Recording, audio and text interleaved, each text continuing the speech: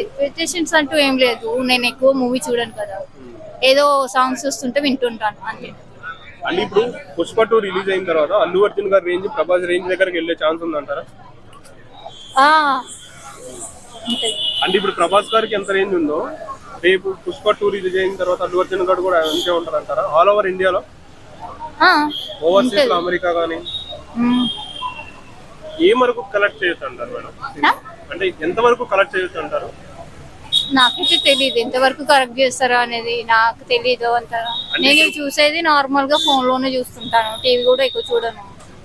So అది అన్నమాట.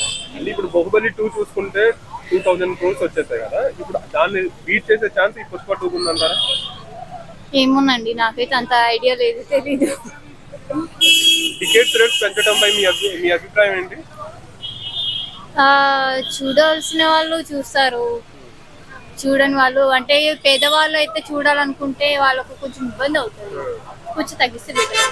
అంటే మీరంటే సెలబ్రిటీ కాబట్టి అలా చూస్తారు మేడం. ఇప్పుడు హాలీవుడ్ లో చూసుకుంటే, నార్త్ లో చూసుకుంటే టికెట్ వచ్చేసి 3000 అంట. దాని మీద మీ అభిప్రాయం ఏంటి? అంత పెడితే నార్త్ వాళ్ళు వెళ్ళే ఛాన్స్ ఉందంటారా?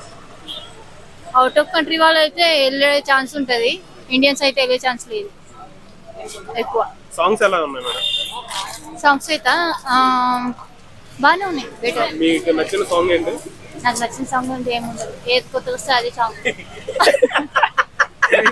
డాన్స్ బాగుందా లేకపోతే అల్లు అర్జున్ గారి డాన్స్ బాగుందా? వాళ్ళు హట్ అయిపోతారు పాపం, వాళ్ళకి వాళ్ళు చెప్పకూడదు కదా. అంటే ఇద్దరు బాగానే చేశారంట. పుష్ప 1 లో వచ్చేసి సమంత గారు ఐటమ్ సాంగ్ చేసింది, ఇక్కడ శ్రీలీల గారు. ఇద్దరిలో ఎవరి డాన్స్ బాగుంది? ఇద్దరిది బాగుంది. ఒకరి పేరు చెప్పండి. నేను అలా చెప్పాను. Okay madam, thank you.